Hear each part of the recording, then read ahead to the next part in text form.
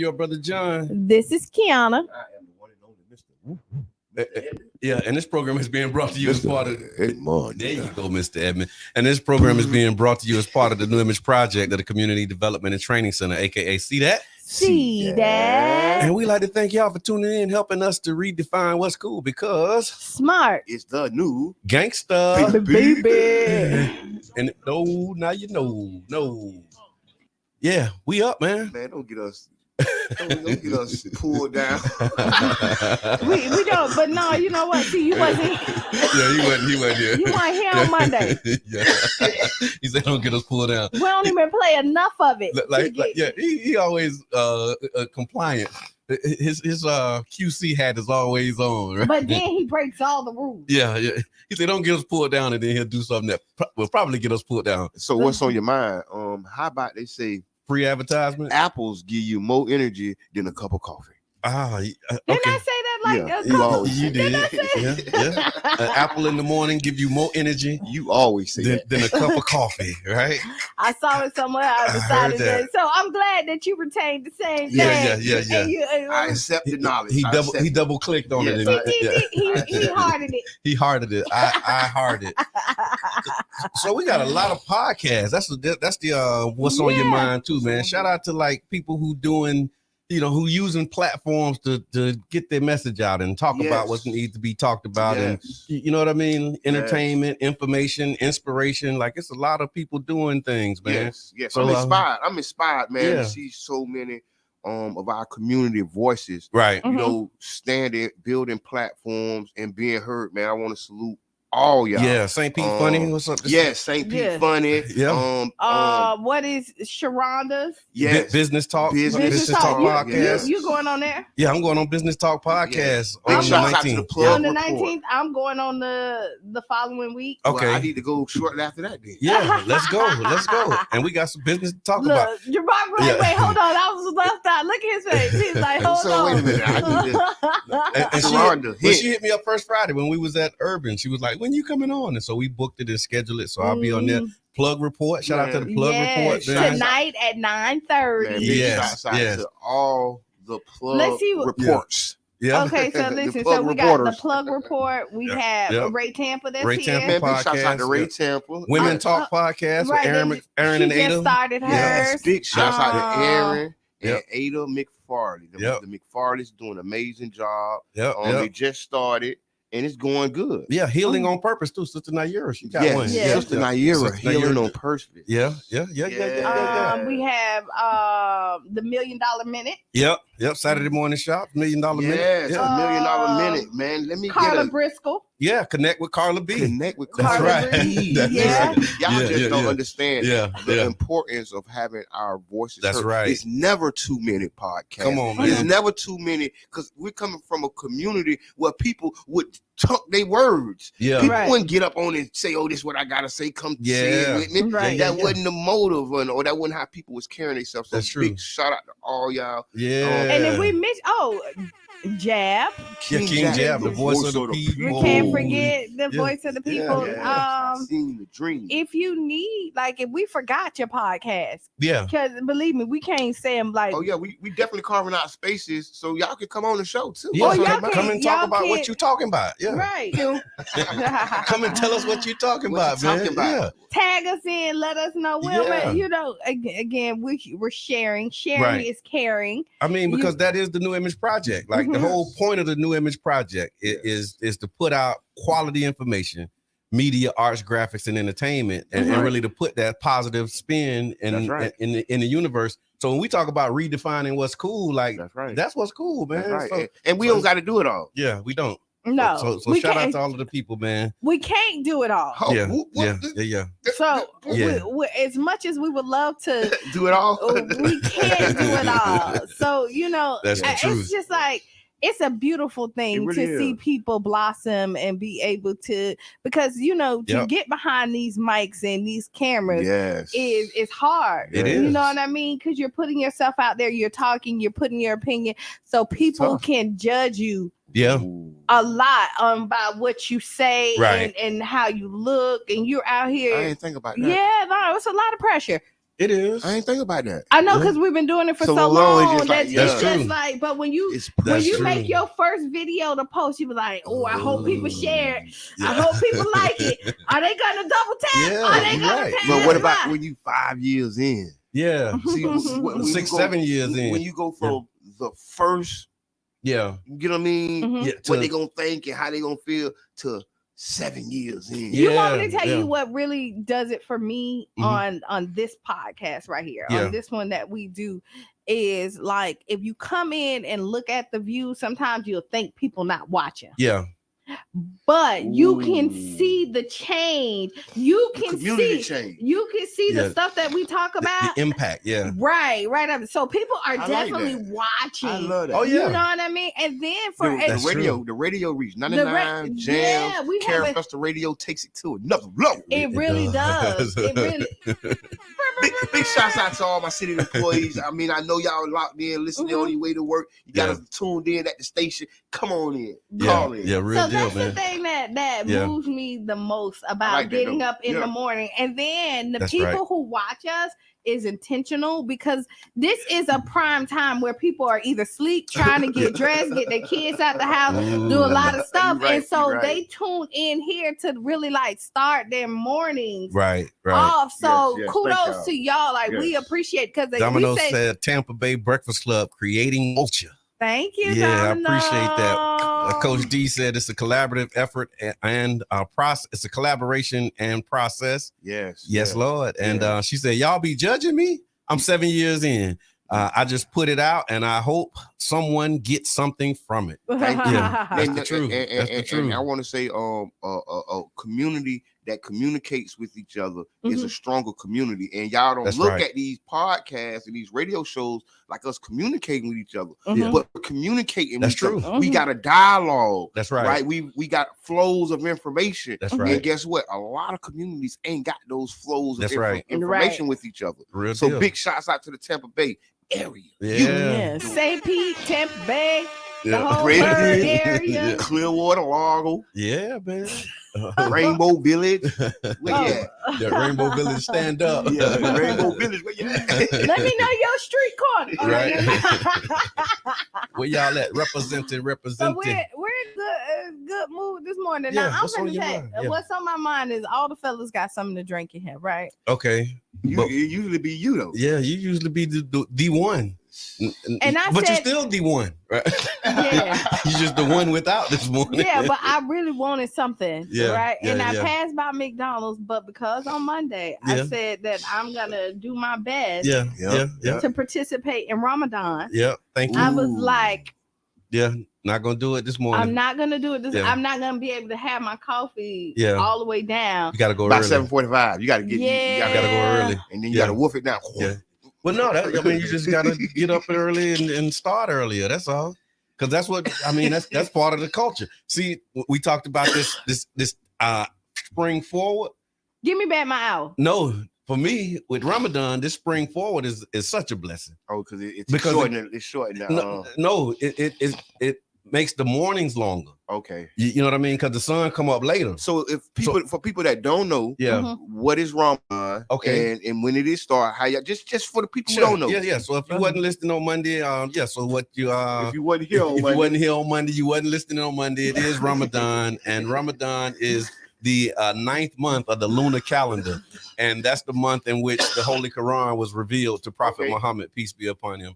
And during that month, we as Muslims and not just Muslims, people around the world who want to participate are fasting. Yes. And the fast is from sun up to sundown, and you abstain from food, water, conjugal relations during the daylight hours. Okay. And you also don't argue, you don't bicker, you try and keep your zen and your peace. And it's a reflective time where you really just getting your discipline in. And so that's the season that we in. It's a 30-day fast. And it started on Monday. And so and so that's the season, man. And thank y'all. Cause appreciate that. Educating the community. I see a lot of brothers, a lot of sisters on Ramadan this year. A little bit more than I ever seen. Yeah, I've been seeing it too. And that's a beautiful thing. I saw franchise. You want me to tell you what happened? The phones are listening to you, so now they showing you. Oh, they do. Yes. So you're seeing it. So it's in your algorithm. Yeah. Because I see like a lot of people that's participating. I was surprised to see some of the people who was like, oh, I'm fasting in Ramadan. I was like, man, that's what's up, man. Yeah. So shout out to all of the people, man. Yes, I mean, one step at a time. That's what I learned. You begin where you at. Yeah. And you don't try to go to where somebody else at and begin. You begin right there where you at. That's and right. Where you at is, I just ain't gonna eat today. Yeah. I'm just gonna, and then that begin your journey. I think that's how I begin my journey. Yeah. I really do. Yeah. Or you commit to like a half a day. Yep. And then you just like, okay. I can't do it the whole time, but I'm gonna commit to the half a day. Yeah, that's true. Because I did my day or two. Yeah. Mm-hmm. I couldn't do it. And that's it's like the spirit of Lent too, because like Christians do Lent. Okay. And that's what Ash Wednesday like. So Fat Tuesday is like the day before the Christian fast of Lent. And so that's why Fat Tuesday is like you getting fat, you feasting, you enjoying yourself. And then that Ash Wednesday is the actual start of the fast. And it's like the 40-day fast that leads up from like that's leading up to Easter. You know what I'm saying? And so Easter is the 31st this month. And so Christians are in the season of Lent right now. So they're fasting as well. So, I mean, it's just a beautiful thing. And it's not just unique to the Muslim culture as well. So, yeah. That's nice. Thanks for the culture, my brother. Yeah. No, culture in us. No doubt. No diggity. We got a guest coming in, too, at 8 o'clock. So y'all stick around. You're listening to the Tampa Bay Breakfast Club. So we got Lola going to be joining us this morning. Yes. We got to ask Kiana a question. Like, we got a loaded day, man. Again, what's on your mind Wednesday? So hit us up, give us a call. You got Would You Rather? Would you rather? The question of the day. Would you rather? What did I say it was? Would you rather have a knife when you need a spoon, or a spoon when you need a knife? Would you rather have a knife when you need a spoon? I want a spoon. Or a spoon when you need a knife? Let me get a spork. What it is? The spoon and the fork? You cannot. I'd rather have a spoon. Because you can cut. I think because with the spoon, I'm thinking you can cut. Yeah, because if you can still cut. Because if you need a spoon and you got a knife, you can't really do. You can't get some soup and what you can't unless do you just pick the bowl up. Can I be a hot butter knife slicing through butter? No. So he's going with the knife. He's going with the knife. So like if you eating cereal and you need a spoon, but you got a knife. I want the spoon because I can cut. But stuff. if you got the bread and you need it in a, because you can cut butter with a spoon.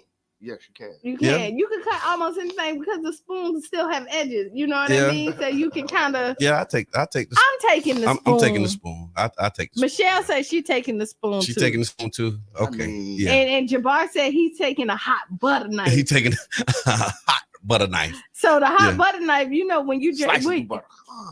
when you try to get your soup. Oh yeah, you gotta just drink it from the cup. Drink it. Yeah, you got to. Don't even fight. Don't even fight the feeling. You got to turn it up. So that was what would you rather? So put your comments in the chat. Oh, shout out to the moshowlive.com too. We on there, man. We're broadcasting live. Yeah, you get the 4 o'clock. So check out the moshowlive.com at 4 p.m. on Monday, Wednesday, and Friday. That's the official replay. Yeah, broadcasting live from the 8th. Right on. Yeah, well, how can we forget about her? We can't. And we didn't. So what's on my mind? Y'all? Yeah, what's on your mind, man? I don't know. I ain't really got a lot on my mind right now. What your shirt say? What is that? I'm here to make my ancestors I'm about to make. So what does that mean? Doing the work, my brother. Okay. Oh, I do got one. Okay, what's on your mind, man? Have y'all been seeing cryptocurrency? No, I have because of you. That's I only know because I'm with you. Okay, so a lot of people don't know cryptocurrency is a digital form of money. Okay. It came up probably 10, 20 years ago, 15 years ago, give or take. That's Mr. Edmund time. Yeah, 15, 20 years. Yeah, he put it 15 years ago. So long story short, the market has been booming. Bitcoin has made what they call historic heights. Is like $72,000-$73,000. Oh, wow. Yeah, last I saw was 68, so it's still climbing. Yeah, still climbing. It's on a tear. That's what they call it. Okay. Royce say, yeah, boy. Oh, yeah, because Royce been in.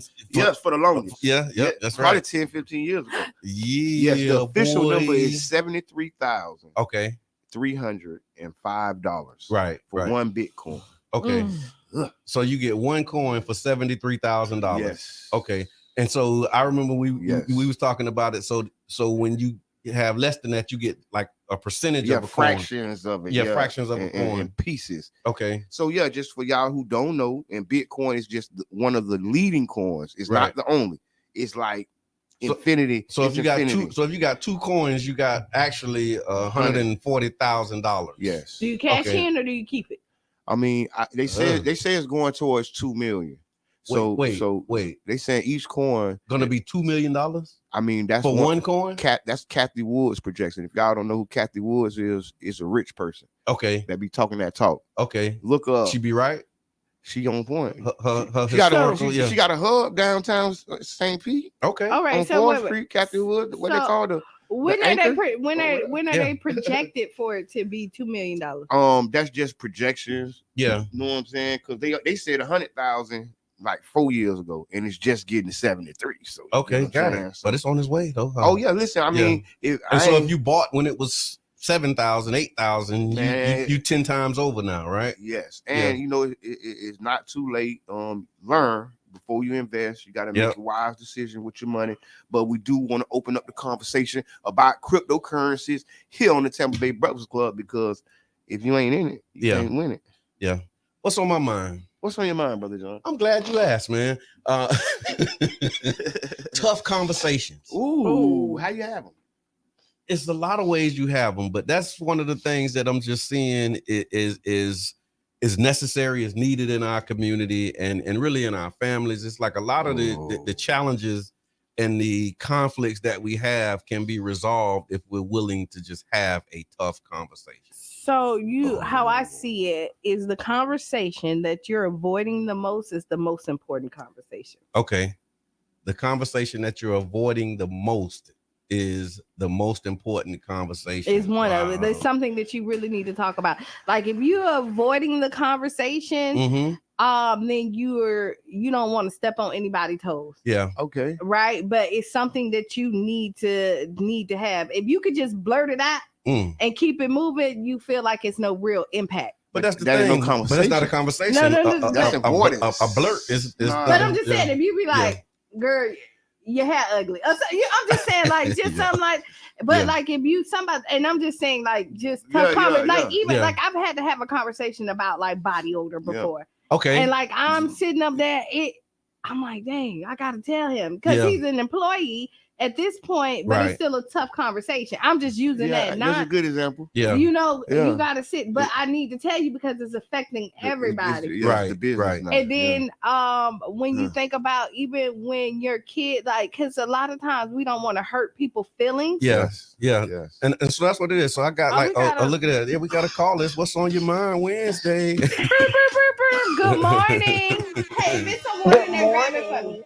Good morning. Good morning. It's Coach D. Coach D, hey, what's Brother good? John. Yes. On that tough conversation thing, begin with the goal in mind. Right. Meaning it's not just about having the tough conversation. Okay. It's about understanding kind of what do you want out of that conversation? When you bring that conversation up, what do you intend to resolve something? Okay. Do you intend to clear the air? Right. Do you intend to just get it off your chest and you don't care who you hurt, harm, whatever? You know, I think that tough conversation thing, when you decide to have it, you have to think about what do you intend from that whole conversation, because sometimes, like Kiana said, your hair ugly and you run away.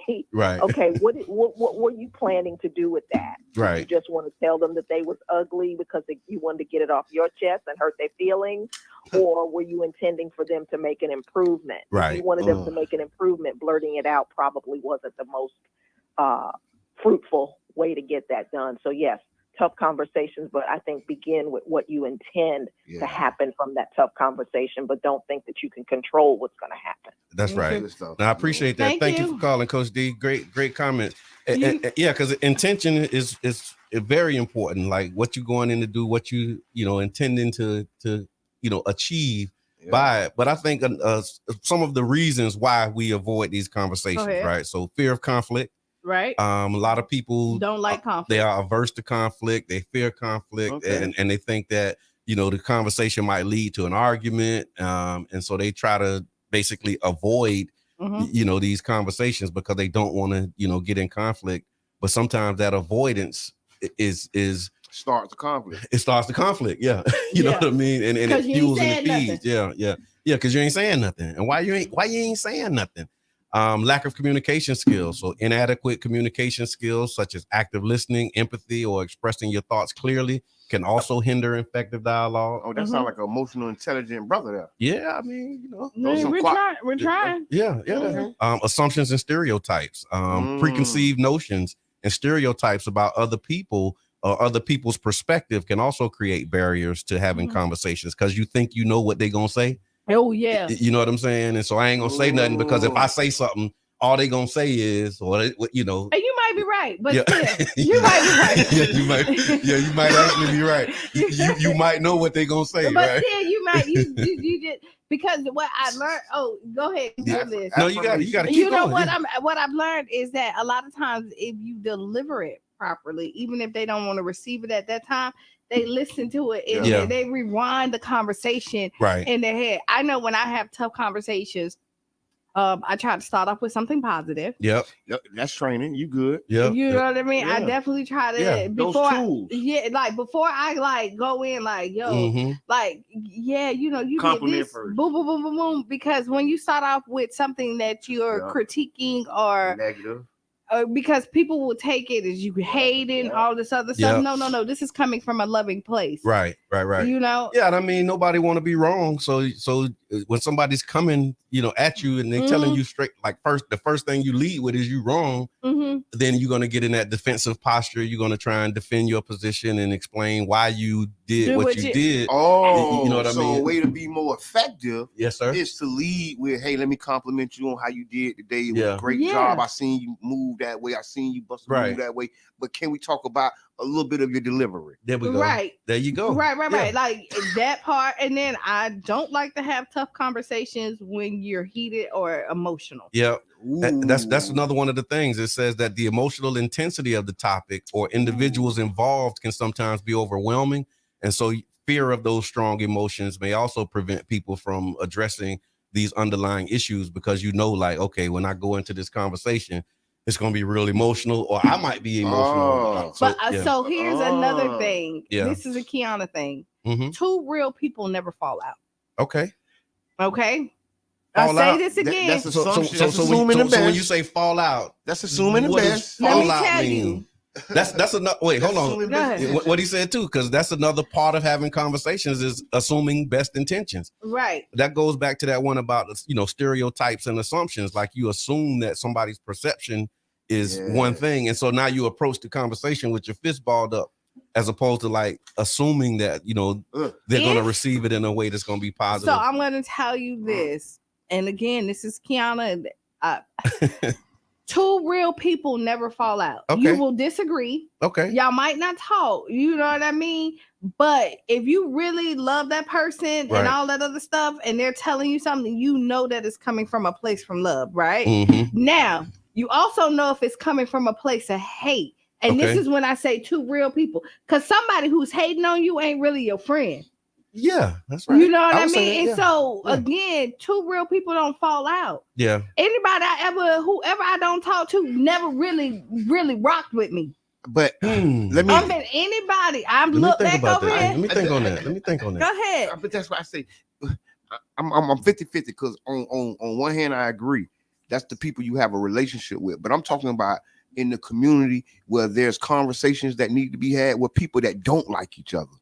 But they still need to have these conversations. These ain't necessarily real ones or day ones or whatever. These are necessary conversations that we need to, kind of break some of the generational curses. Yeah. So here we go. Two real people never, even though we don't like each other, both of us real and know that I know that your platform is what it is. Like we don't see eye and eye, but you still doing good. Yeah. I'm not gonna hate on that. There's people that I know, like you emotionally mature. I'm just telling you your emotional maturity, because we have some people that's approaching retirement that don't operate that way. Yeah. You get what I'm saying? Yeah. And I ain't saying it because it's an age thing. I'm just saying it's emotional maturity. Yeah. That's all. Yeah. You are emotionally mature. So some other barriers that prevent these types of conversations from happening are, we talked about emotional intensity, lack of trust. So trust is essential for open and honest communication. If trust is lacking, individuals may be hesitant to share their thoughts or concerns, which will hinder the resolution of issues. So that's one. Yeah, they don't trust. That's a barrier. Cultural and diversity differences. So cultural variations in communication styles and norms can lead to misunderstandings. Like when we talk about culture, I remember we had this conversation where it's like, okay, if you grew up in a household where everybody talk loud, you know, and then somebody else in the conversation is like, well, why are you talking so loud? Like, that's just how we talk. Like, that's like that's just how we get down. That's a cultural difference. So it ain't just like a black or white thing. It like might be your household. Like in your household, people just, you know, they talk loud.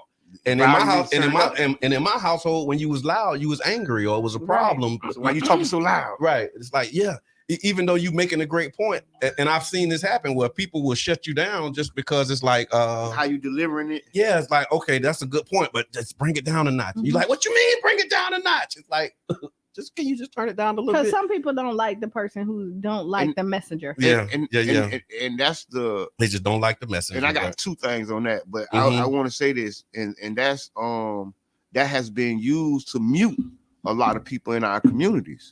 The way you delivering it, and the respectability politics of communication, and you will go and learn another language and learn how they speak, but your own brother or your own community member, you can't live with how he speak or how they house was. And it's not understanding the culture. Right. So Mama Blue said, because some people don't like that, like texting in large letters. Yes, exactly. Yeah. Oh yeah. I hate people who text.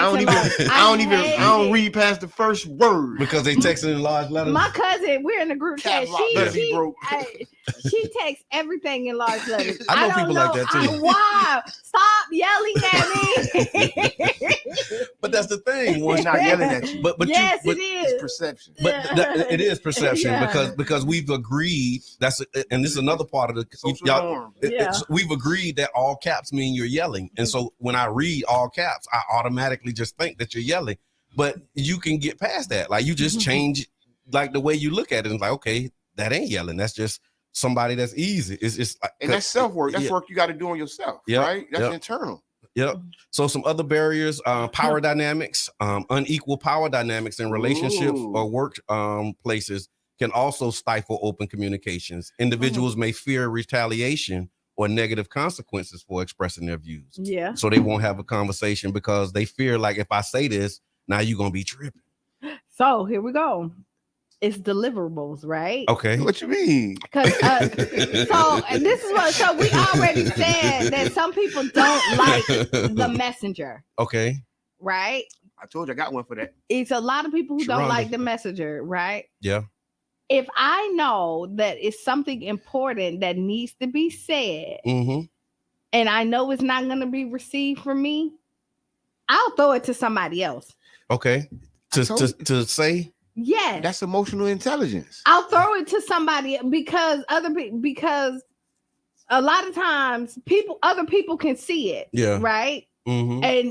But you got to have the person that's gonna be able to deliver it so the person can receive it. So you know that they're not going to receive it from you. That's not an assumption.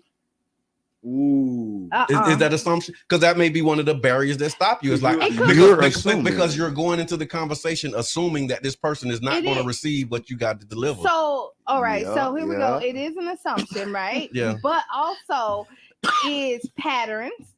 Okay. Right, knowing people. Yep. Right. I mean, I can say it. And I mean, I think eventually it will penetrate, right? Yeah. But because it's coming from me, like, let's say this, like, let's take Cheyenne. Okay.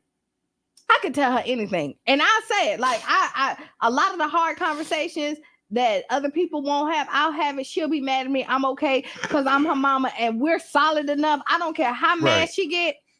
I'm her mama. She coming back. We're not one of the people that don't talk for months and know, like, no, it ain't that. And that's another one of those tactics. Now you avoiding a tough conversation. I also know sometimes I need stuff to be said that she's not gonna take because I'm her mom. Okay.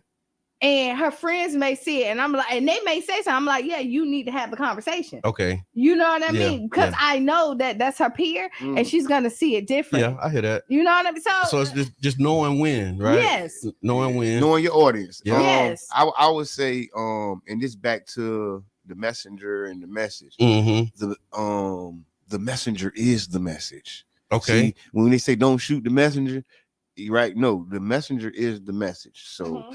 Is who's delivering it is key and it's vital, no matter how much we like it or dislike it, because some of the things that someone else may be able to say and deliver, I might not be able to deliver. And just like Kiana said, I might have to pass that message on to be an effective communicator to get the job done. I might have to pass the message on to the perfect messenger, who will deliver the message in. I hear that with fidelity. That. My wife is on, and she said, "Morning. You don't have to be loud to mute someone. It can be slick shots, slick things people say and don't think you heard them. Yeah." Y'all call me a bully. Okay. Soft press. Jab call me soft press. You could press. You put your press on. You put the press on. Yeah. Lack of common ground. So failing to find common ground or shared values can also hinder progress on difficult conversations. So establishing commonality can be crucial for building understanding and finding solutions. Or not.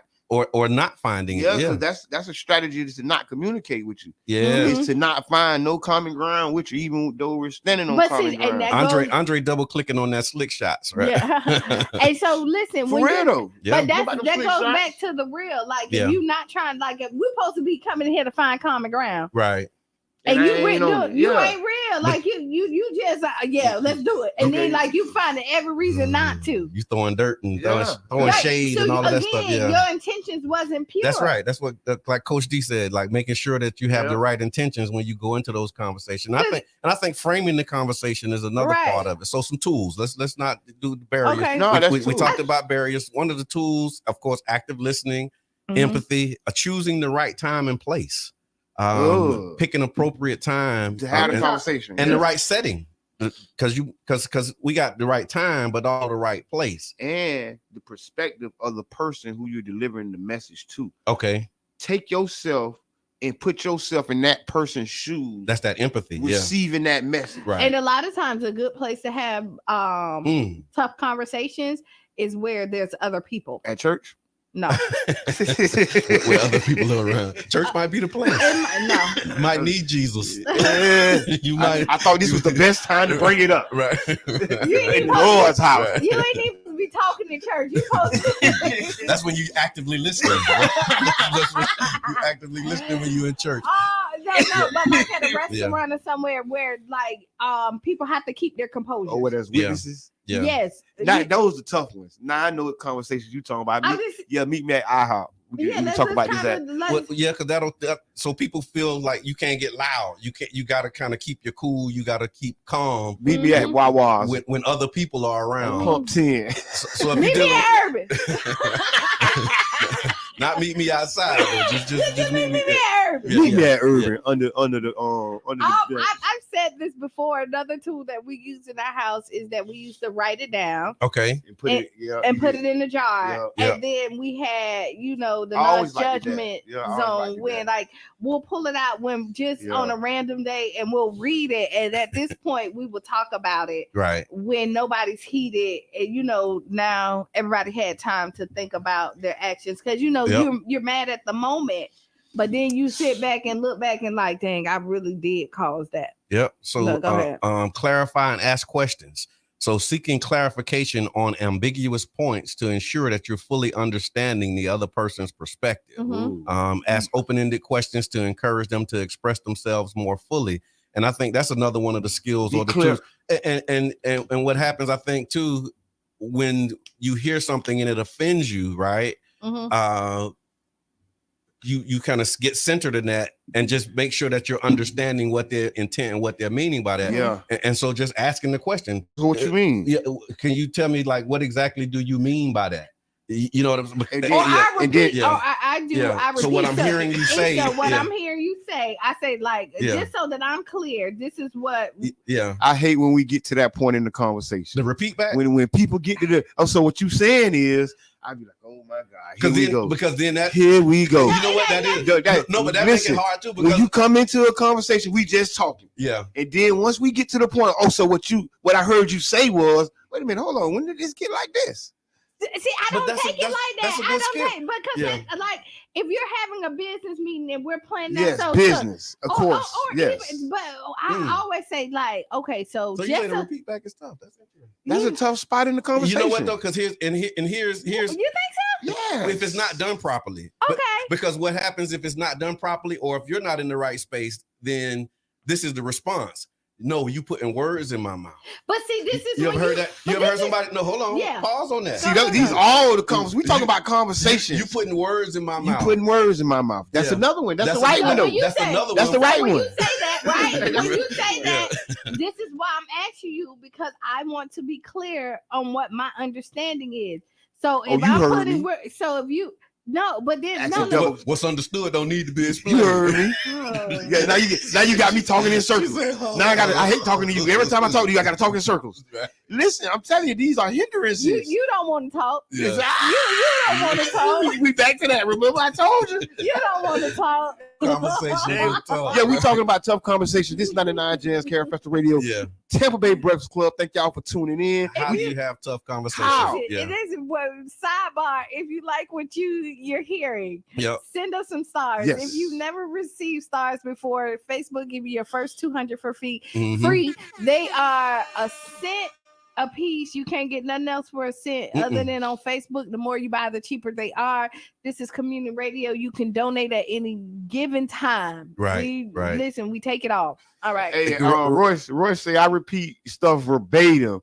Hey, over and over. Hey, definitely with upset customers, people hate it. I know. Right. Listen, I'm telling you, it feels like the Joker or Uno. It feels like an Uno reverse. You know, when you're in the audience, and then they say, "Oh, so you said no." But that's why I said when it's done properly, and when you go into the conversation with that as one, and I think this is another part we didn't talk about, like having your agreements up front. And so, like, this is how we're gonna like going into this conversation and say, okay, this is what we're gonna do. We're gonna assume best intentions. You get agreement on that. We're gonna use I statements. So when I speak, I'm gonna speak. Frame my thoughts using I statements. Not those y'all. Yeah, not y'all or you. Like you always, Oh, the accusing. Yeah. So when talk about yourself. Talk about yourself and the way that what is happening impacts you.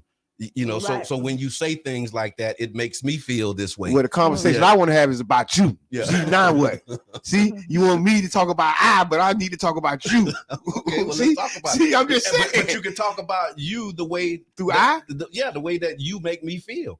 Because this is my experience with you. Okay. You know what I'm saying? I hear that. So it ain't you, but this is my experience. Break it down for me, brother. You know what I'm saying? Break it down, bring it home. So I ain't talking about you. I'm just talking about how you make me feel. No, it ain't because you can't make me feel any kind of way other than it's just my experience with you.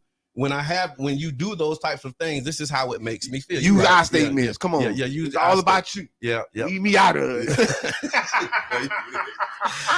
Imagine having a tough conversation with Mr. Edmund. It's really hard.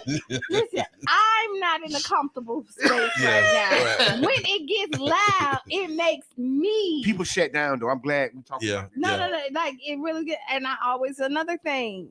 Yeah. Argue to be helpful, not to be hurtful. Right. Impactful. Yeah. You know to what be I mean? Helpful, not to be hurtful. Yeah. Right. It's not about scoring points. No, right? if you're and I heard somebody else, if you're keeping score, you're gonna lose. Yeah. Well, everybody loses. There is no winners. When you keep score? Yeah, there's no winners. Man, how you win? Because you gotta keep score. No, because and usually people only keep score when it's one-sided. No, when I can say, listen, when you're in relationship based, right? When you do something for your partner, you don't start keeping score until you're not receiving anything. At first, It ain't. It's just it's just flowing. It's just grooving. Oh yeah, this just me. Boom, boom, boom, boom. And then you realize everything you ask for is a no. Yeah. And then 6 months down the road, now you got a list of stuff. Boom, boom, boom, boom, boom. Right, now I'm like, something happened. I lost my headphones. But no, they're not. But I wanna maybe something happened on y'all. I wanna definitely agree with you. I ain't saying this right, but I want to agree with you on that. Cause especially relationship based, and then the shut down part of that. You know, when you get somebody when they have been outnumbered or outscored, right? And then they shut down, they put up their defense. Hey, come on in. They get in their defense mechanism. You get what I'm saying? And then you really ain't communicating now. You get what I'm saying? When that defensiveness it starts, it's like a barrier has been put up. When you feel like you got to defend yourself in the conversation, you already had a. So when I think you at a loss at that point. So when I'm attacked or like hard, so I know me, right? Yeah. When my feelings are hurt or something like that, I initially shut down. Okay. I'm quiet, like I kind of internalize, and I usually don't try to react during that time. And I'm the opposite. No. I do not shut down. We gonna have this conversation. We finna have this. We finna talk. We gotta keep going. So I'm gonna pause. So at this point, you want to stop, but I want to keep going. Okay, at this point, I'm gonna say we're gonna have to stop. Okay. Because the station said we gotta stop. We gotta stop, and we gotta pay some bills. Yep. When we get back, we have Lola. Lola in the building. She just walked in. We can continue this conversation because it's What's on Your Mind Wednesday. Yep. And tag a friend, tell a friend. We'll be back about 6-7 minutes after the hour. Yeah, we're here. Tampa Bay Breakfast Club, baby.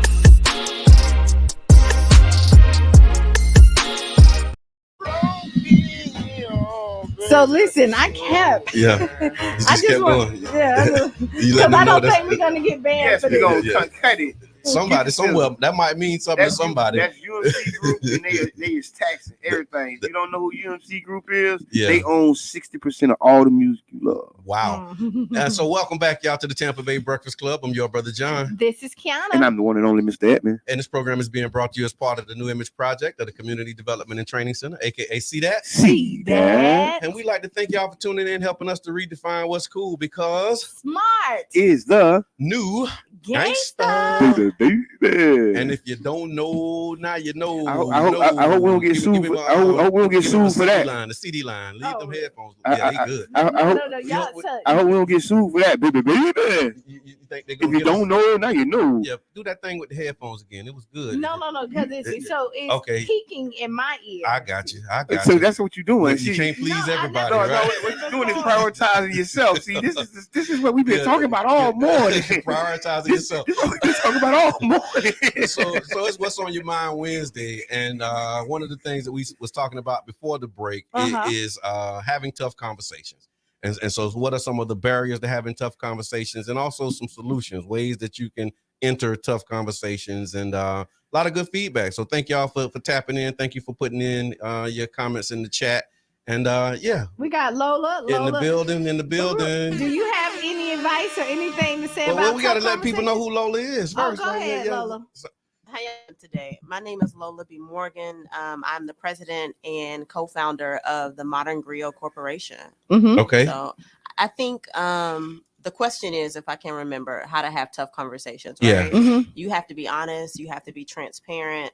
It may take a little time for you to navigate what it is that you want to say. Okay. But I had an opportunity to hear you all say that, utilizing I statements, being clear in your delivery. Right. And the person may be receptive on the other end, they may not, but I think that it's important to be able to say what you need to say. Say it with your chest, right? Say it with your chest. And sometimes when you have these conversations, because it's for you, more than anything, like you want the people may not depending on the conversation, right? Because some conversations you just need to have so it makes you put yourself in a better space, right? Like you feel wrong, you felt like something like here, they may not change their actions, and you have to know the conversations you have has to be for you. And I like that, Q, because that's me all the way, right? Like I have a personality where I can't hold on to things, and so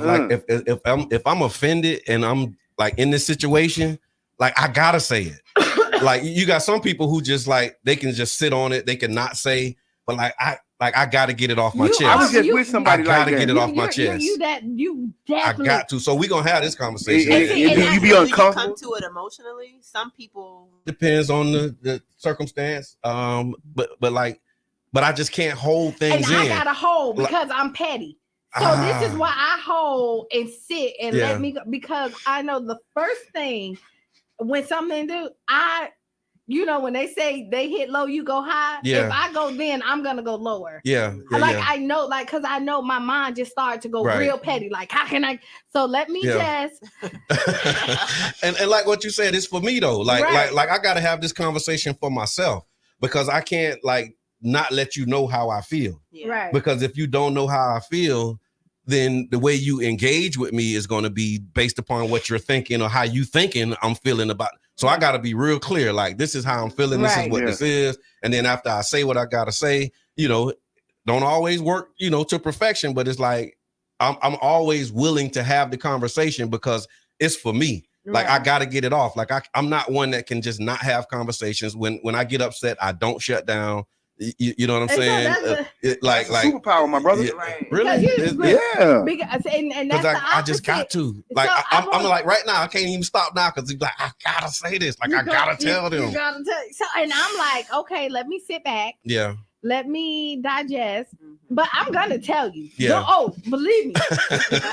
We're gonna have this conversation. Yeah. I'm just not gonna have it right then. Yeah. Because I know that I may be too emotional. Okay. I may say something that I might regret because it's out of the heat of a moment. Right. And also, when I talk to you about this, I really want you to be clear that this didn't make me feel good. Yeah. So this is my soft. Now I hear that when you say you want you, because like what you said, for me, in some cases, especially when I'm like heated, I don't care what you think. I don't care how you feel, but you're gonna hear me. Like you're gonna know what I got. Like and see that, and so the thing is I don't want to repeat like I want it because when we're both heated, and I'm telling you, everybody's trying to defend. That's true. Right? They're listening to rebuttal, not to receive. Yeah. So at this point, I get like that too.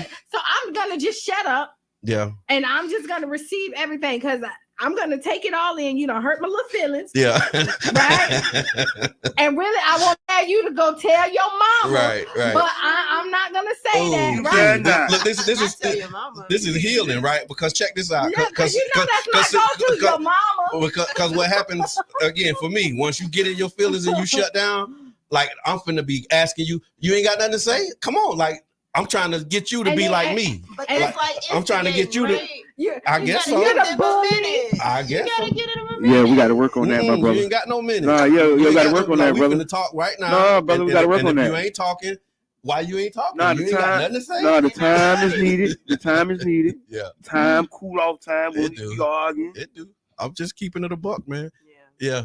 All right, so we got Lola B. Morgan in the building with the Modern Griot. We're here to talk about the Royal Legacy programs, empowering youth and enriching communities. Talk to me. What's happening? Man, this program is absolutely dynamic. We have a 12-week youth entrepreneurship cohort that basically teaches our youth life skills and entrepreneurial skill sets, allowing them to get creative. One of the dynamic pieces of this cohort is that at the end, they'll walk away as a published author. Oh, wow. So we'll take sentiments from, we'll take sentiments from this journey of 12 weeks of not only positioning them with leaders who work within the 8 dimensions of wellness. So, as we did last year for the Juneteenth Jam, that means occupational, financial, social. We're also going to add a flair where we're bringing in industry leaders who work within radio, film, television, to just give our youth an opportunity to see life through a different lens and being able to tell their stories about their lives here in St. Pete. Like, what do you yearn for? Right. What can you teach the generation that's coming up after you? And really putting that culmination of thought and ideas and creativity into a book. And so basically we're teaching them how to write, illustrate, speak, and create equitable outcomes. Say that again, because I think those are important points. How to write, speak, illustrate, and create equitable outcomes. Wow.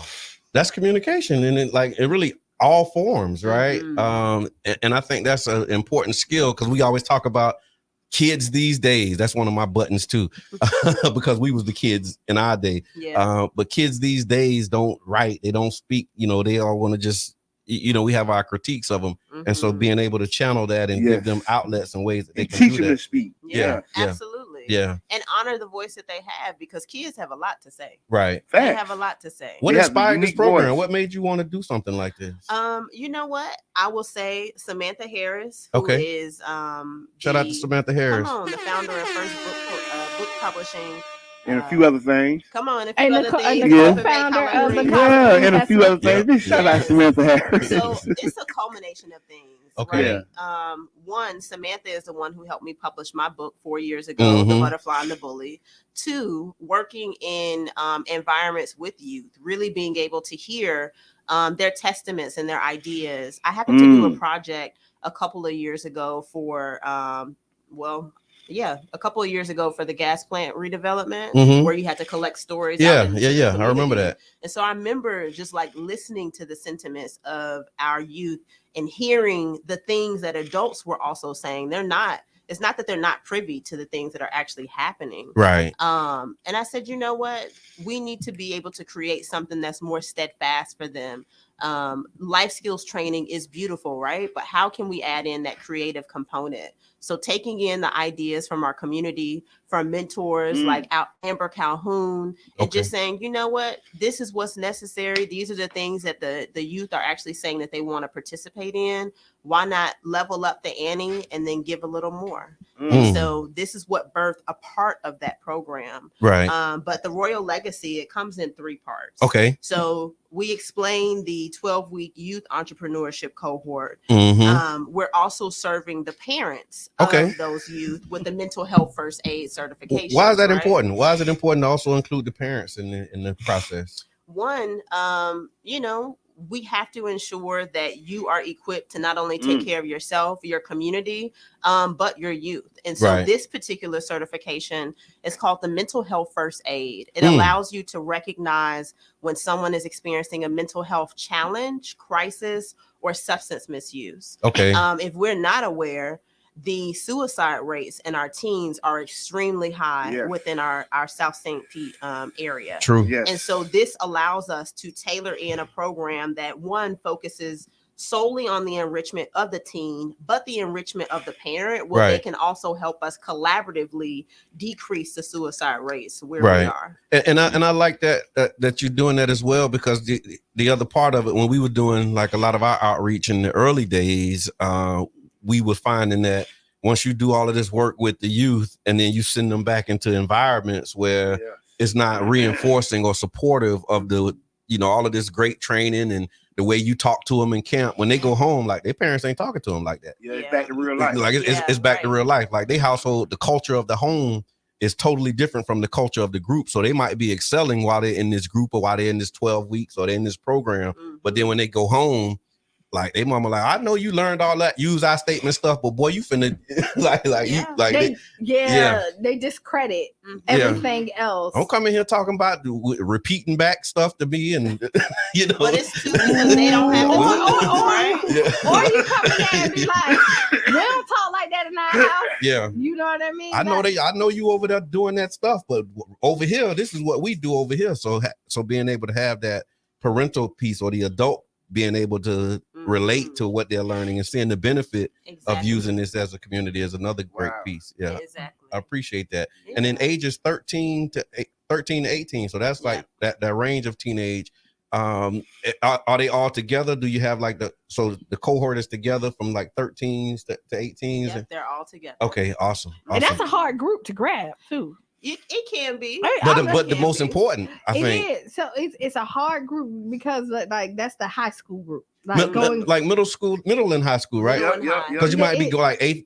That's why, like y'all know my story. Eighth grade summer was the one, like.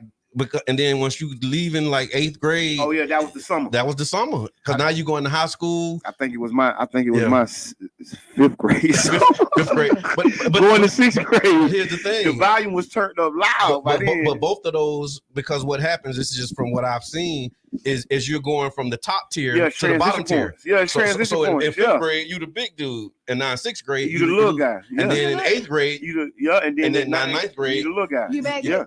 And so now you got to figure out how you're going to navigate. That's a great point to find the youth at, though. That's why I'm like, when I thought about it, I'm like, whoa, because I think middle school is the spot. That's the spot right there because elementary, everybody, your parents have a lot of control over you. Kitty. It's still kitty. You still can kind of listen and be given. You don't have as many independent thoughts. The middle school, you're put in a melting pot. That's your first time that you're pulled from different people, like because you got a lot of different classes. Yeah. Elementary, you maybe 2 classes. That you in, but it's you and the same students. Yeah, the world start opening up for you when you get in middle school. You start to get a lot of other opinions and all that other stuff. So those are the most informative years. Right. And then middle school will tell you also, and this is a key thing. I'm not an educator. Okay. It'll tell you what type of student they're gonna typically be. At middle school. Yes. You got to sit with that one. Sit with it. So we got the 12-week youth entrepreneurship cohort. You got the mental health first aid certifications. And I like that a lot. Yeah. I like that a lot. I learned first aid and it helped. It helped. Like first aid or mental health first aid? Not just first aid. Okay, yeah. I'm just saying, it all helps. It all helps. Yeah. This selective hearing. And so, like, what are some of the things that like a person would learn? Like when you talk about mental health first aid, like I want, because to his point about like regular first aid, okay, you're gonna learn CPR. You're gonna. What are some things that you would be learning as somebody who's like skilled in mental health first aid? Like what do you learn? So more actionable items of how to address or approach someone who is experiencing those three things, right? Okay. A challenge, a crisis, or substance misuse. Okay. Without judgment, approaching them without judgment, right? Okay. Listening non-judgmentally. So it teaches you active listening. Okay. It teaches you how to approach an individual with empathy, right? Meaning from, in a sense, really a trauma-informed approach, letting you know that, hey, I deeply care about you. I want to know, is there a way that maybe you can or seek additional help? And so it teaches you that there are different outlets available and different professionals that can help tailor to someone's situation. Because when I first aid, I hear like emergency. I'm thinking emergency. And so when you say recognize crisis, so that's like if you walk into a situation and somebody, what we call in the streets, tripping. Right, it's like a first responder. Yeah, exactly. Yeah. Exactly. Like, how do you deal with somebody and they, tripping? Like, are you able to recognize that and be able to bring them, to a place where they ain't tripping no more? Like, well, is that not fully controlled, right? Because depending on where that person the severity is, of they may already have some type of substance in their system. Okay. Or, you don't know what type of state that they may be in. And that's what you're learning how to navigate. Yeah. Okay, I got exactly. you. I got you. And then figuring out, okay, well, the resources within your area, who is available to be able to assist this person? Okay. How do you, it really just teaches you the language of having the conversation, of asking them, are they ready for that next step of help? Okay. You were just a guide. Like you said, the first responder. So I'm going to get you to a place where we can have the conversation. And then after that, get you over to, people who can take you further in your journey and actually work with you. Exactly. More on that. Okay, cool. Exactly. Financial literacy series. Yeah. So we are so excited. Partnering with Tech and Flow. The founder of Tech and Flow is a fintech founder. His name is Xavier Gray. He has we were on the panel together. Okay, for the Drip Team Jam. This brother has been working in the financial sector for over 10 years, has a wealth of knowledge. And so we're partnering with the Sanderlin Center every second Thursday of the month, starting April. Shout out to the Sanderlin Center. Yes. So, big shout out. They doing some amazing work over there. They are. They were also a funded partner. Okay, yep. Y'all were not aware. So we had Dr. Collins. She came in. Yeah, she came in. Nice. Yeah. So what you doing that? You said the second Thursday of each month. So it's going to be a series. So when we say a series, this is something you don't want to miss. We're teaching you how to build generational wealth, right? And how to speak to your children or the young loved ones in your life around what that looks like to build wealth and building capacity in that way, because that's what we need. It's what we deserve. It's what we require. And so we're really excited to be able to host this series starting in April all the way through December. How can the community support you? Yeah. So if you go to www.moderngriotcorporation.com, you'll find on the homepage where you can actually sign up for your financial literacy series with dates available, alongside being able to sign and register your children up for the 12-week youth cohort. But next Friday at the Center for Health Equity, we are having an info session. Okay. This is for community leaders who work with and serve children, also for parents and those that may be interested in our programs. Okay. Doors open at 5:30, and then the program starts at 6 and ends at 7:30. And then with like how this is beautifully laid out, and you made like the wonderful presentation, but like rule number one for me is there's always more to it than you think. Absolutely. And so what are some of the challenges that you faced or challenges that you're facing right now that we as community can help, or things that, we should be aware of? Like this is a way that we can really pour into this program and and connect with this program, again, community members, organizations, what are some of the challenges that like I could really use some help with this part of it? We could really use help with ensuring that our youth are served, right? Okay. So in this grant, thank you to Bayfront Orlando Health and the Foundation for Healthy St. Pete. This work is possible, right? But in the midst of us being able to have a platform in order to offer this work, we need referral pipelines, right? Okay. Meaning that if you are a robust organization that has children that are interested within financial literacy, entrepreneurial skills, and the arts, and a tailored mental wellness, we need you. Right. We want to be able to serve your kids between the ages of 13 to 18. We want parents to show up that, want to be able to help enrich the flow of our community. Everything that we're thinking about and everything that we're doing is propelling for the future. It's more than right now, right? It's living and actively breathing into a royal legacy. And so we're looking for partners, we're looking for collaborators, and we're looking for individuals who want to patronize and help support this work. Gotcha. How can they reach out to you? So you can definitely find us on the Modern Griot website. Okay. You can also find us on social media, whether it's through LinkedIn, Instagram, Facebook. Okay. But everything you need is right on the home page. If you need to reach us personally, our business line is 813-336. Sharonda, can you put that in the chat? Look, Sharonda been updating us and putting stuff in the chat already. So she tagged Sam. Can you put that in the chat, Sharonda, for us? Give us that number again. Got a few. Sharonda, yeah.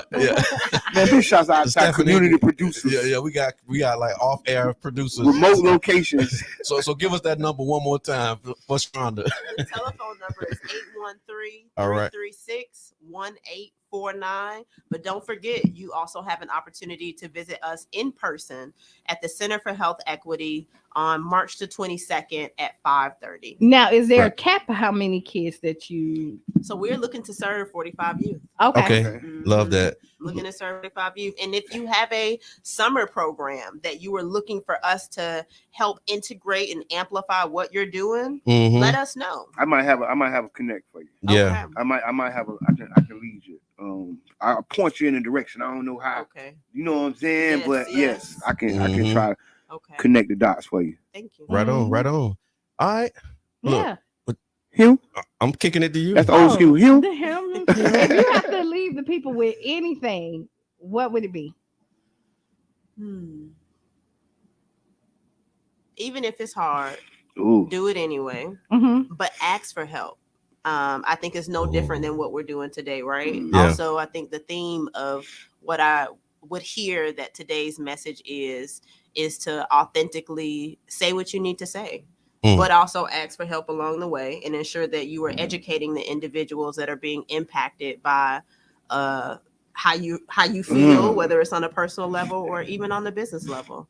So persevere, but say what you need to say. I love that. Ooh, that is on theme. Even if it's hard, say the hard stuff. Yeah. That's what we have in hard conversations. All right, so we got Lola B. Morgan with the Royal Legacy Programs and the Modern Griot, empowering youth, enriching communities. You gonna stick around? You gonna hang out with us a little bit? Stick around. Okay, stick around. So remember I said earlier, I had an aha moment. Okay. So I'm looking, fellas, y'all might not agree. Lola might. Listen. That's an assumption, Kiana. We talked about that. Listen, we clean up everything. Okay, we got tools now. So me and my homegirl, we were looking and we were talking about like older guys that still like Method Man, LL Cool J, Denzel Washington. They all still look really good. You got a great assumption, Brother John Muhammad. Okay, we can throw you in there. Go ahead. What's up? Still look good too. No. We can throw you in there, right? Listen, with Method Man. Right, so listen, dear Brother John. Do you know what all these people have in common? No, I don't. They old. Are they vegan? They've been with the same woman. Oh. Okay. Listen, we might all can agree with that then. Right. So listen, we were. It will make you look younger. The men who've been with, like, in the industry that you see that still look really nice and put together, they have years with the same woman. And they got the same surgeon. You know, and they got the same search. I'm saying it ain't no coincidence. Do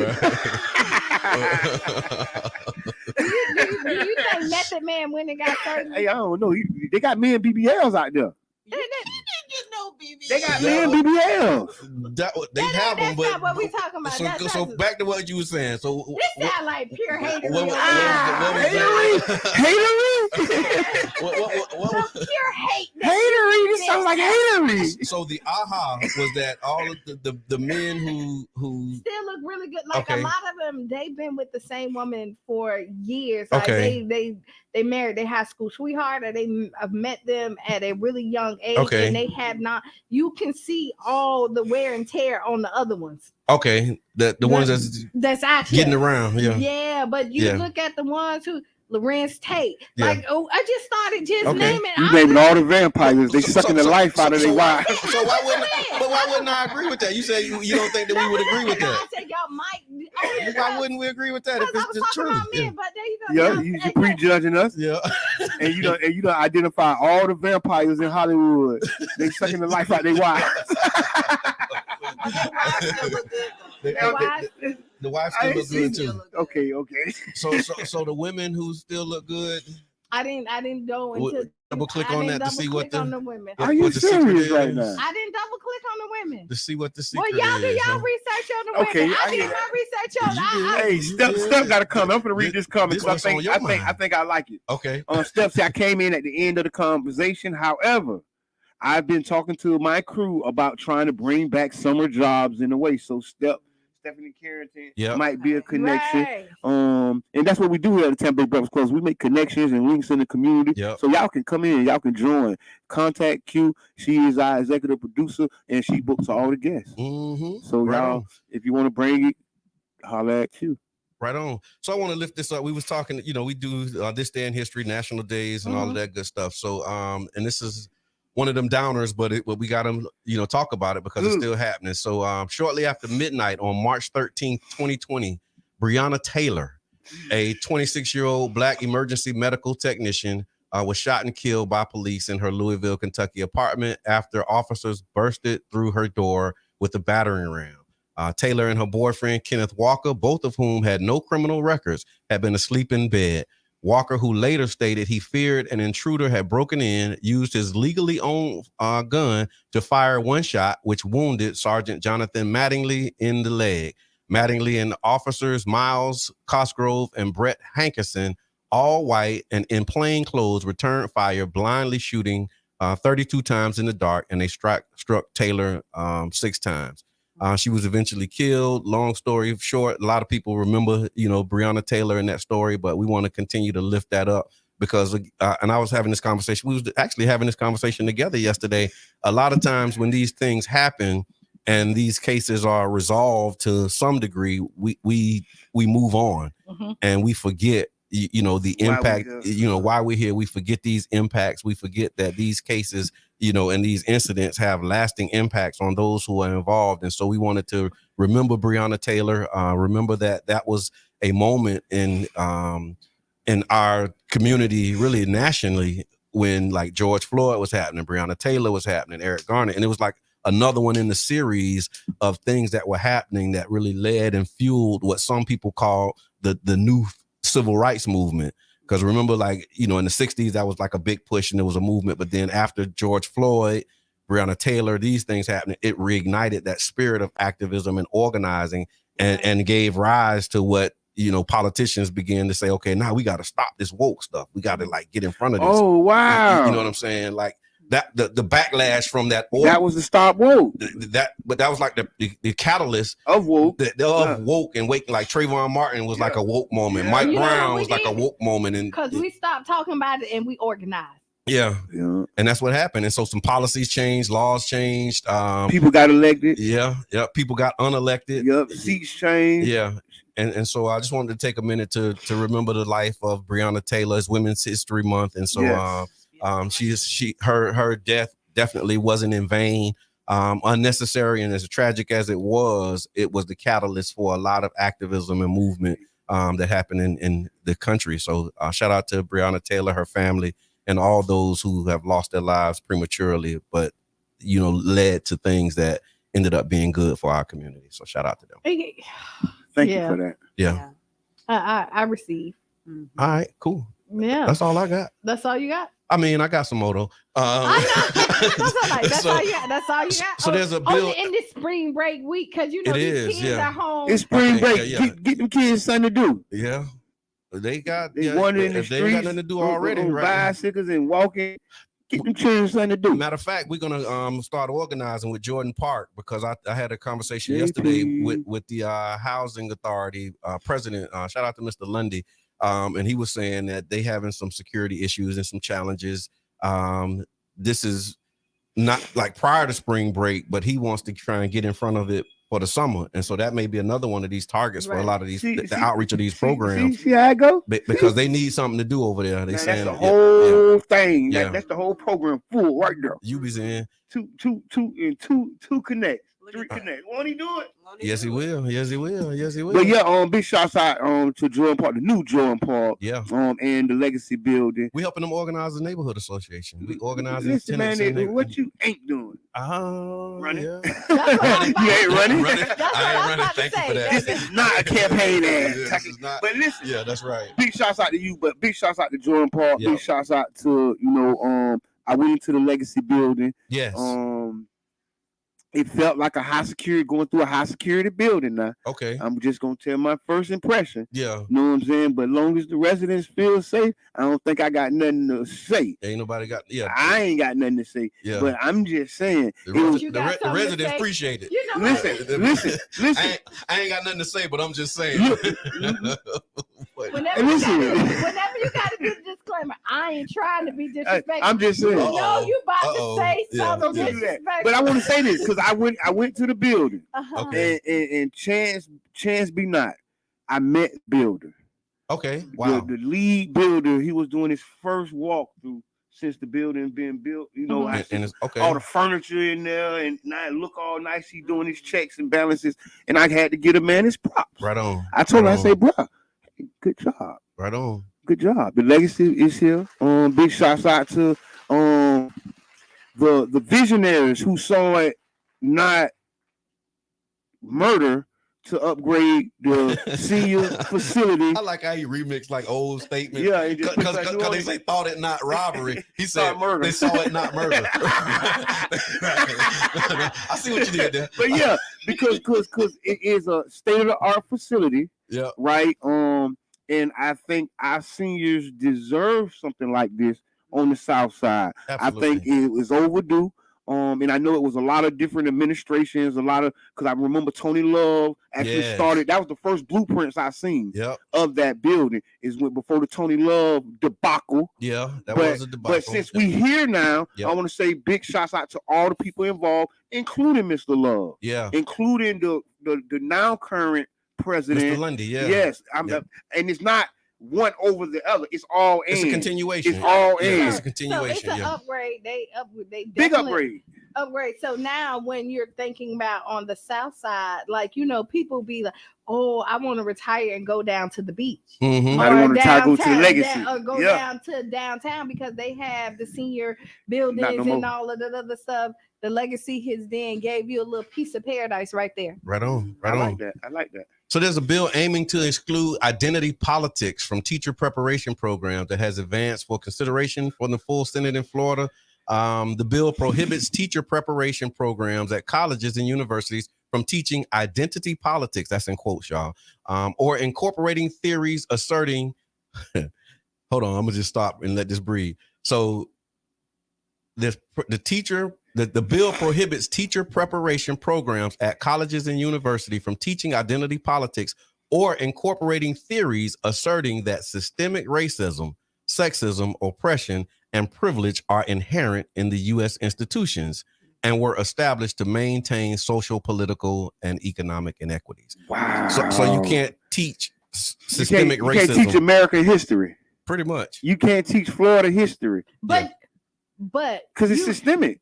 We can't teach it no more. We can't teach it, but then we can teach it. In schools. You can't teach it in schools. That's the thing. It can be taught, but it just can't be taught. No, you can't say that it's systemic racism. Yeah, that's what they're saying. To say that Florida had Jim Crow laws since the 1800s. Yeah, you can't say, this is what it says, that those things are inherent in U.S. institutions, or that they were established to maintain social, political, and economic inequity. White power? You can't say it was white power? No, that's what I'm saying. You can't talk about it, but then by your actions, because they're going to still follow the same actions right there to teach you what it is without. They're going to do systematic racism. So this is what I'm saying. They can't teach it, but they're going to teach it. So I can't tell you about it, right? Yeah. But I'm gonna learn today. Is that like, listen, I can't tell you that there's white power, but you can't talk about your blackness in my white institution. You better not. So you're teaching it still. Yeah. You're pushing it in without saying it. Wow. And I think the most, and that just kind of peed me off. The most. Welcome to Florida. TL. I think the most amazing thing that we have going on, every challenge is an opportunity. I think the most amazing thing we have now is the power of a court challenge. I think that too often we feel that local laws are the hallmark, or it's like it's stamped in. But I'm gonna remind you, Roe versus Wade was law.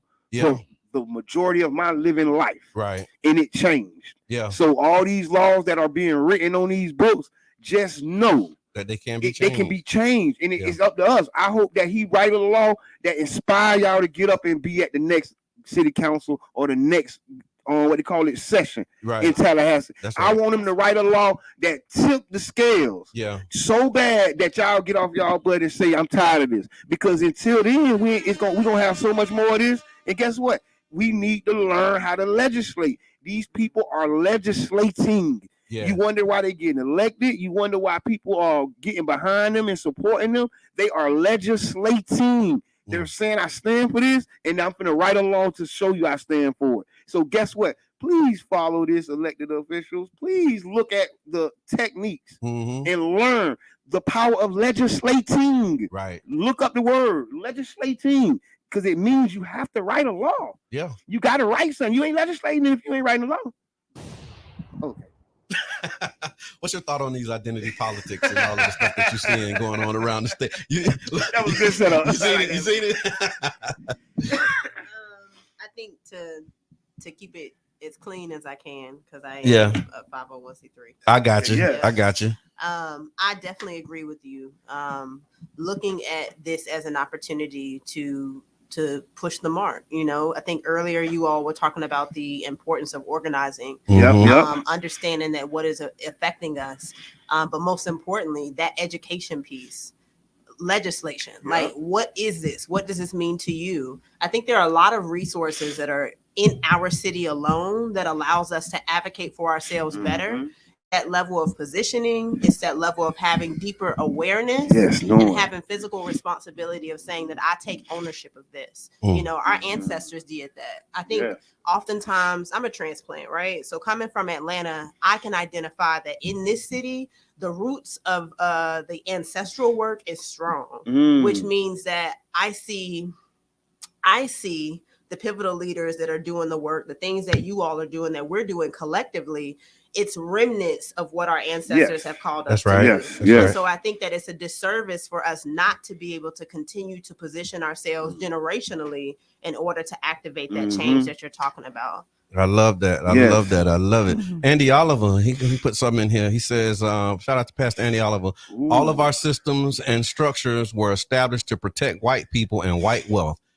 Yes, we can and should challenge it in the courts, but the legal system was designed to protect white people and white wealth and white property as well. Talk to them. So even in the court system, like you run into that challenge, and that's another one of the things we talk about. Yeah, that's another beast, and that's one of the most racist institutions. They codify racism in the courts. And then we tell you, and we're like, go fight for it, but then you got to pay for it. Yeah. Right. And so people don't have the money to do the fight. Right. You talking that talk. You know what I mean? Because they'll keep you locked up in, like, caught up in going back and forth to court. You got a lawyer. Your lawyer has to get paid. You on payment plans, but you on payment plans for the rest of your life. And some of them don't even take payment plans. Yeah, you got to pay them up front. You got to pay them up front. You got to, and you think, you get tied up in this system, and when we look at it, I'm like, where you get $150,000 from to get a lawyer to do something, right? Right. If we don't have a house that we can pull equity from, you know what I mean? We're kind of stuck in this system where like. And then speaking of legislation, they actually changed some laws that made it where you have to pay like more fees if you lose. Yeah. So the stakes are higher now for filing these lawsuits. Where the stake, it was like you had to pay this amount. Yeah. Now you got to pay this amount, and so now people are like a little more reserved because like if you lose, the stakes of losing are a lot higher now as well. I think it's like this. We have to engage, right? This is the system. It is. And we're in it whether we participate or not. Right. So whether we I'm sick of it, whether you in it or not, whether you rich or poor, you're stuck in it. So we might as well fight. Yeah. We might as well stand up because that's how we got this far. Right. Right. Because if the people back then would have just said, "Oh, what, Strom Thurmond, you right. You know what, Bull O'Connor, you right. Yeah. Bull, you right. You know what, we ain't coming. Yeah, Bull, we ain't coming over there. Turn the water hoses off, Bull. We ain't coming." Yeah. They knew Bull was gonna turn them water hoses on. No, they said, "Bull, you gonna have to shoot us down." Yeah. We coming cross. Yeah. They locked arms and they went across that bridge, and Bull did what he did. Yeah. Right. History is written. Bull did what he did when they got across that bridge. I walked across the Edmund Pettis Bridge with Andy Oliver. Yeah. Shout out to Andy Oliver.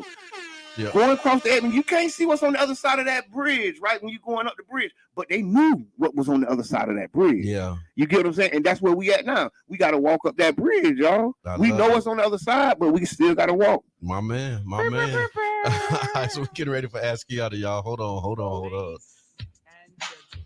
This is Kiana. Turn it up.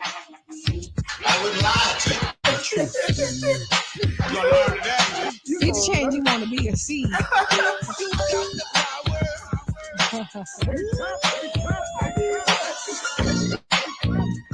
Let's go.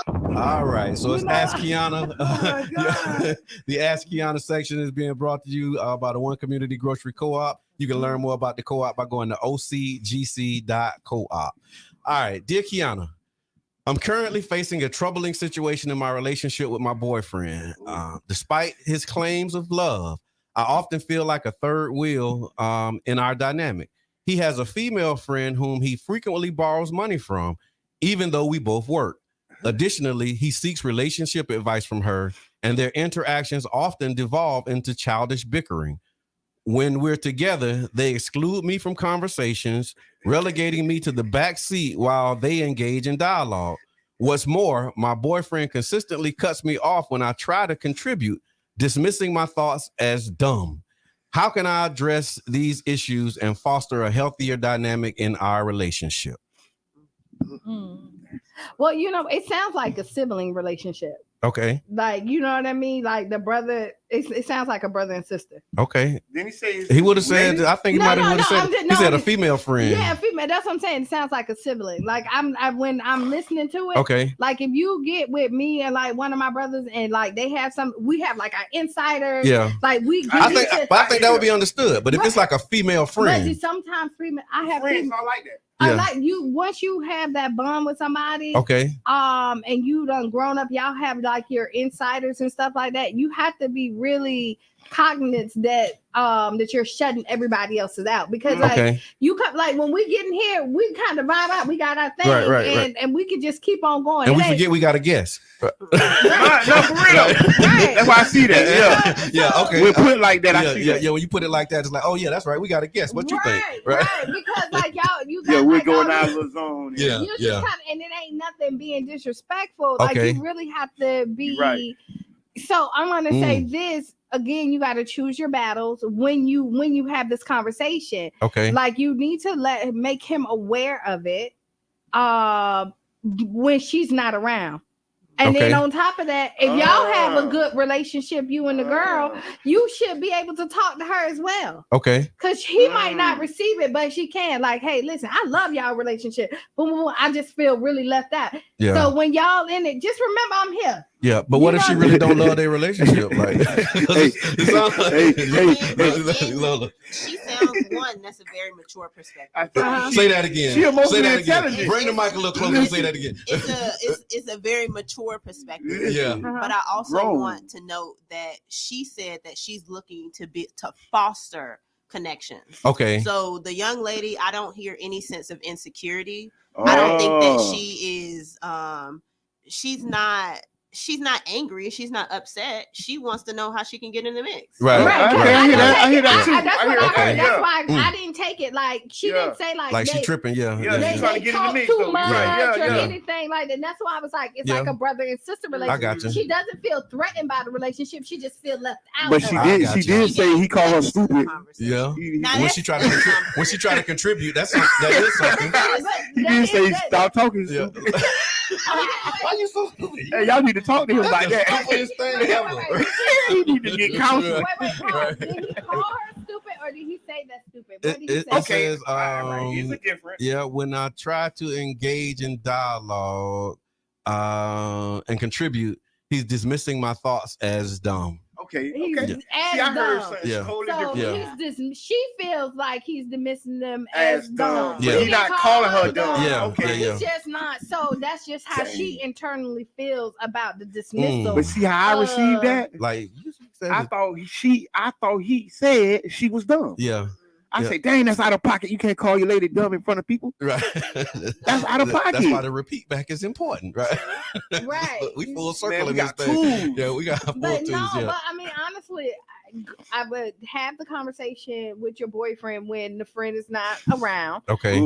If it continues, again, it doesn't seem like it's a hostile, like it's any hatred there. Have a conversation with the friend. And then on top of that, when y'all out together, be like, hey, we're gonna do a timeout. Like, insert yourself. Like, hey, listen, when y'all together, I love it, but I need to be included. Yeah. You know what I mean? Like, include me in. Like, make it aware. And is that where he dismisses her thoughts as trivial? No. Because maybe that's what's happening. No. And then when you do that, and when you insert yourself, it's like, see, that's why I don't be saying that. And I told you. Because everything you be saying, like, that's why I don't got it. Like, you. So in my mind, when she's dismissing, like, they have. And I can say this because me and my brothers have a lot of insiders, right? Okay. And we have not third wheels, but we, you know, they have people. And so like they show up. They might be third wheels, right? But we have to, because because we'll be like a song will come on, or we'll be somewhere and we'll listen, and we're already in tune. Y'all got y'all insider already rolled up, we're already in, and because you feel left out, you just want to insert, and we were like, ain't got nothing to do with what we talk. That would be dismissing it, like making it seem like it's trivial. That's hard. This is hard. Yeah, but that's what I'm saying. But if I say, hey, listen, I feel left out, I want to be included, that's not dismissive. If I'm just trying to add into a conversation I know nothing about, now they're dismissing it. Like if you're just trying to fit in. I got a question. So is it just her sole responsibility to foster connection? See, that's what I was thinking. Because I think what you said before, right, is mutual. I think it's across the board. Once she states how she feels openly to the both of them individually, because if, say for instance, if she goes to her boyfriend and allows him to like playing telephone, right, saying that this is how I feel, and he goes to tell the friend, will he be able to translate her? But this is why you also have to. Yeah, that's so right. I went back and said that you need to have because a he might, conversation if he don't receive it right though, right, together. Like it's okay to have this conversation together, but if you're the one with the problem, it's up to you, because that is true. If you're the one that's feeling some type of way, because they may think that they're including you in. They don't know that you're feeling this way. Because we invited you. Come on, we want you here. We keep you here every time. Don't you be here? Right. But I'm in the back seat though, y'all. No, you're sitting in the front. I'm just talking to the person in the back seat. You know what I mean? Yeah. So, that's even worse. No, but some people are not aware of what they're doing, because you're there. You're right. So can't see yourself. So yes, it is it is your job to let them know how you feel. Now after that, now it's the group thing, but you may have to repeat it a few times and don't think that they're doing it intentional. You got to think these relationships have been built and their dynamic has been around. And that's what I was thinking. You got to be emotional mature, like you will say all the time, to realize when you need to step back. Like when you're single, you may talk to your homeboy and your homegirl all the time, right? Every day, boom, boom, boom. But when you get in a relationship, it naturally just you don't have to say, "Don't call me every day," right?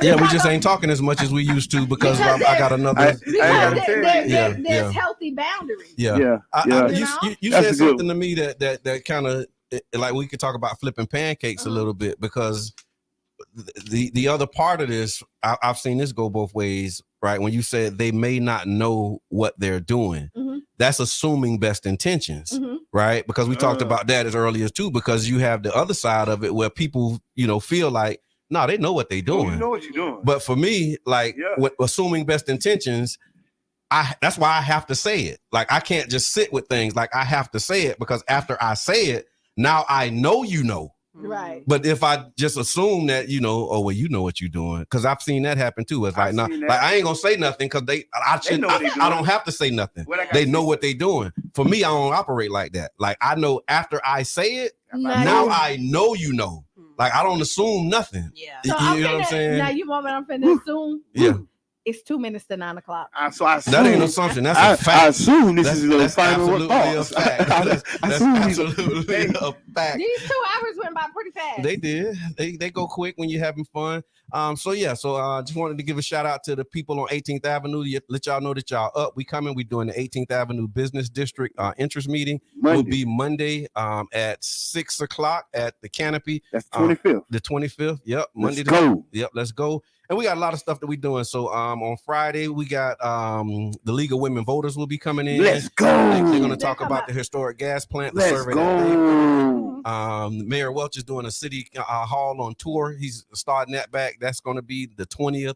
I gotta look and see. It's at PTEC, and so we'll talk about that. Go. Yeah, it's a lot. It's a lot. It's a lot happening. So it is a lot happening. So when you think about that need to be a button. Let's go. This shouts out to Glorilla. Yeah. So that's all I got. Just want to let y'all know. Stay tuned, man. Y'all keep up with us because we moving fast. There's more that needs to be done and needs to be said. Okay.